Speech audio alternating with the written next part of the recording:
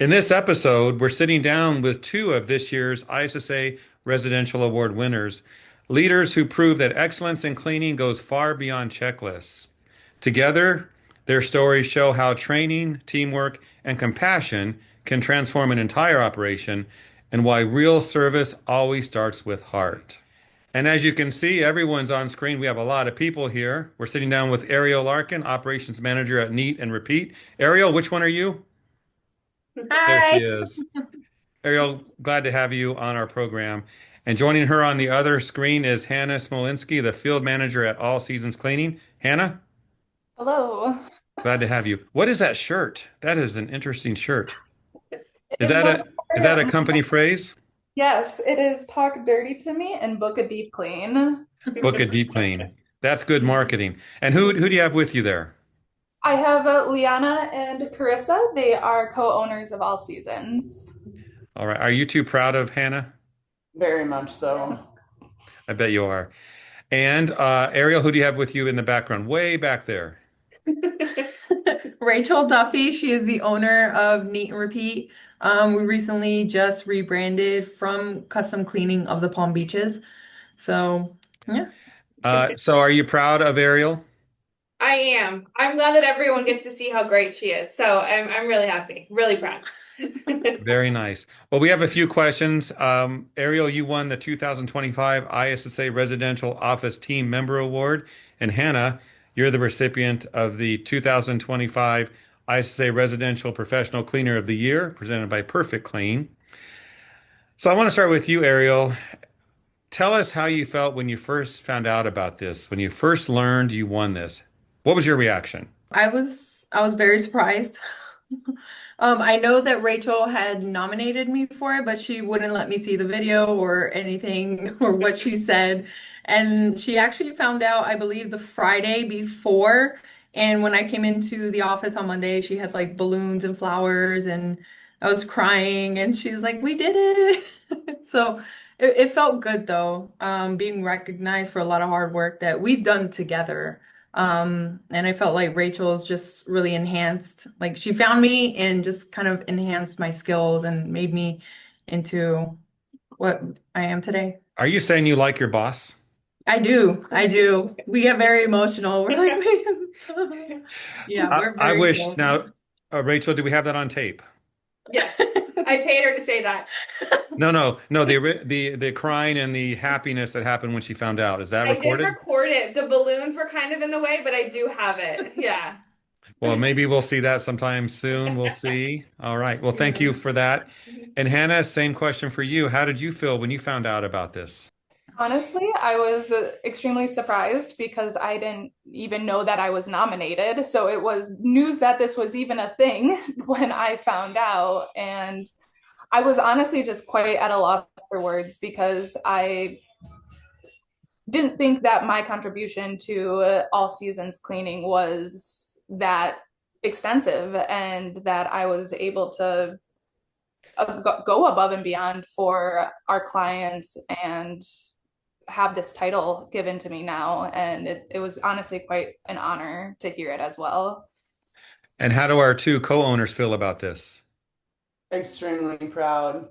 She, when we told her over the phone because I could not keep it a secret. I called her after hours and I said, I have something to tell you. And it was, what? And then we let her tell her team on Monday. So when you took that phone call, Hannah, you weren't thinking, do I have to go into work tonight? You didn't think that, did you? Honestly, they call me at all hours of the day, so I was just expecting some sort of random, like, hey, could you go do this for me real quick? I was not expecting that type of news. Well, congratulations to both of you and to the owners of the companies that saw the opportunity to nominate you because of what they have seen as you grew in your role. Let's talk about training a little bit. And Hannah, you mentor techs and run training. Ariel, you rebuild processes during a rebrand. Talk about a training habit or a process that boosts quality and morale. And how do you keep it from losing steam with your teams there at your companies? Ariel, why don't we start with you on that one? Okay. So one of the things that we had it in place, but we kind of more defined it a little bit more.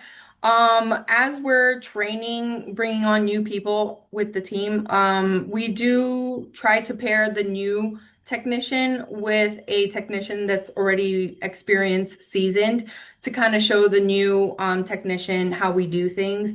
I feel like that also kind of refreshes the seasoned employee that's working with us and like kind of reminds them, oh, this is why we do the things we do, because there comes a point where it just becomes habit and routine and you forget why you're doing or cleaning things certain ways.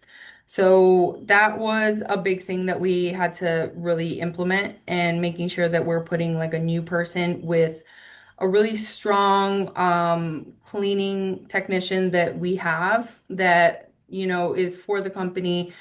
It knows what we're here to do, is proud to work with us, and can really essentially like rub off that good energy onto like the new people coming on board.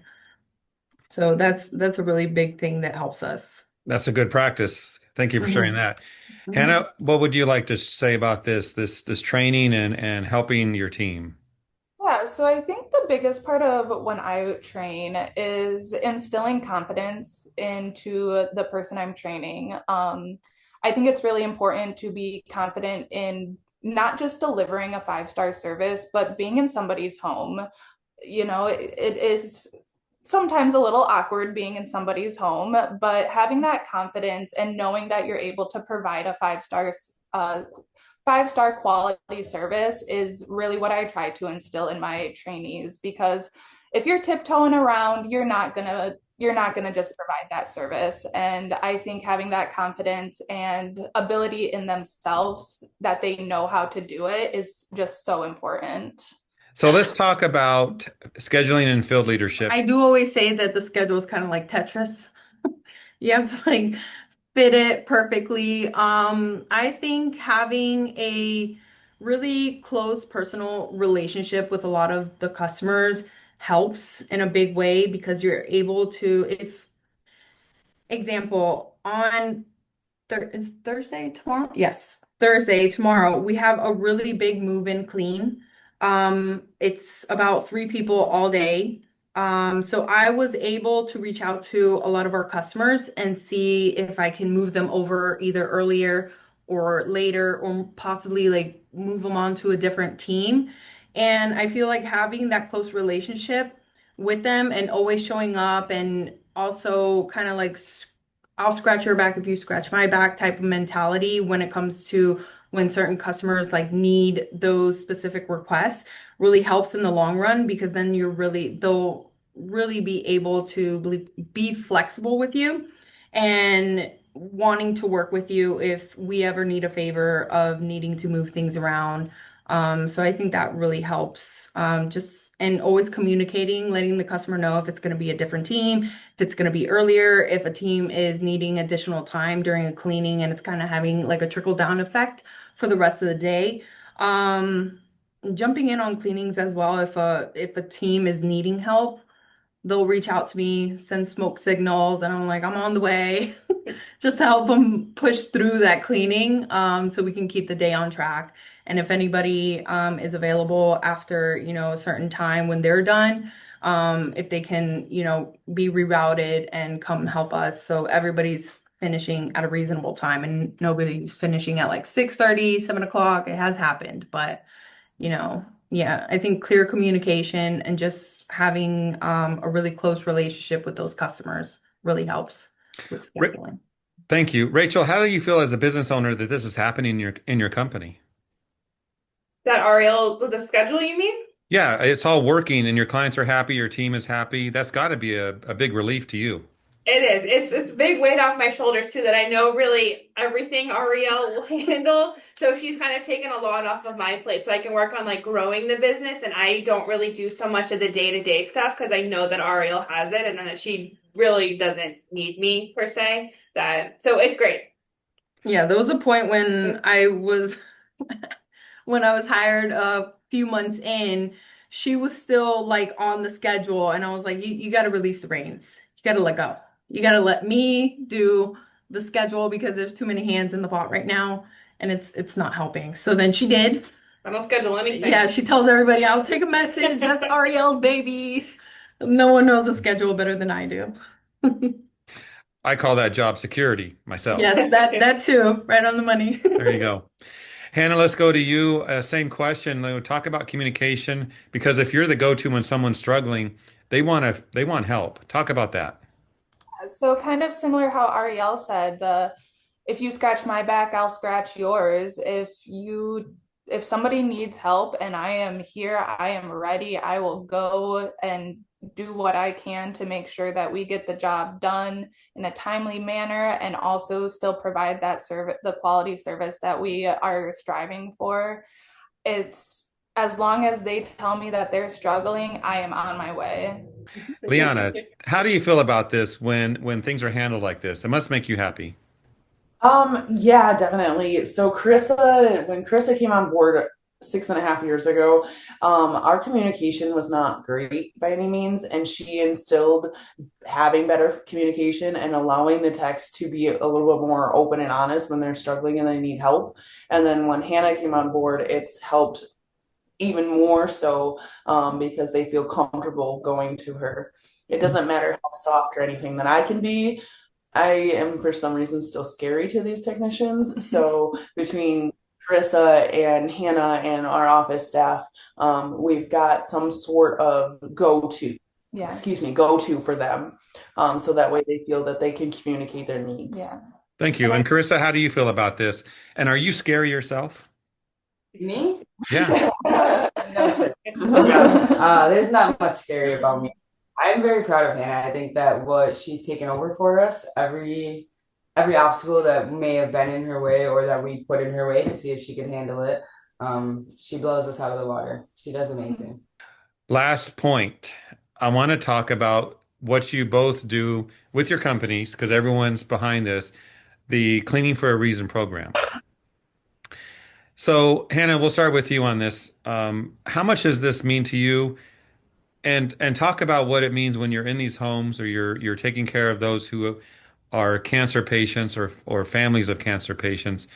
Yeah, so I've always said, ever since I've started cleaning, that no matter who I clean for, it's always fulfilling and I always feel satisfied by the end of it. But when I specifically have those cleaning for a reason clients, there's just something more.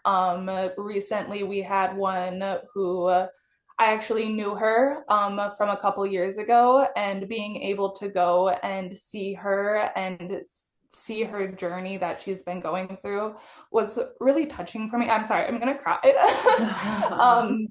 And it was just like really special to kind of go full circle to know somebody who from a few years ago who was happy, healthy, and then seeing her in the state that she was and being able to help her, and I could just tell that that weight was lifted off of her shoulders. And it is one of the most rewarding things that I have ever done in my life for my Cleaning for a Reason clients. It's just something special, and I don't really even have words to describe it. What you're telling us and how you're reacting is it shows how you feel and how you care. I think you're about to get a tissue. There you go. All right. See, you have bosses that care, Hannah, and I know, Arielle, you do as well. Same question for you. How does the Cleaning for a Reason program impact you and those that you're able to help in your role as scheduling the jobs? Those can be kind of difficult just because they are going through a really difficult time. We'll schedule them and then they may call us. I never charge them like any, well, one, the cleanings are free, but they will call us. It's happened quite a few times where it's like the day of their cleaning and they're just not feeling up to the cleaning. They're either going through chemo, having really strong medications, and they just can't even get out of bed. So we'll just, like, I stay on them to try and reschedule it the best as we can. And just to be able to send a team to get their house in order, to take one thing off of their plate, to help alleviate that stress, having a nice clean bed made and a clean restroom and bathroom and just the kitchen as well. A lot of that can fall behind when you're going through a really big struggle like this. So there's some of them too that we lump their cleanings together and do like a really big deep cleaning because they've been going through the struggle for quite some time. So by the time they qualify for a cleaning, it's been a while since they've been able to have things taken care of in their home. And it it's just really hard to see people go through that type of struggle. Um, and for us to be able to help them, and we have, I think, two technicians that work for us that have had cancer. So for them to see that we also help in this type of manner for people going through these struggles, it grounds them as well. It makes them just appreciate everything that we're doing for them. Absolutely. Well, I want to thank all of you for your time today. It's been great to get to know you. If you want to ask for a raise, today is the day to do it. So keep that in mind because you really proved your worth and all joking aside, you're valuable to your companies and keep up the good work, taking care of people. The industry needs people like you.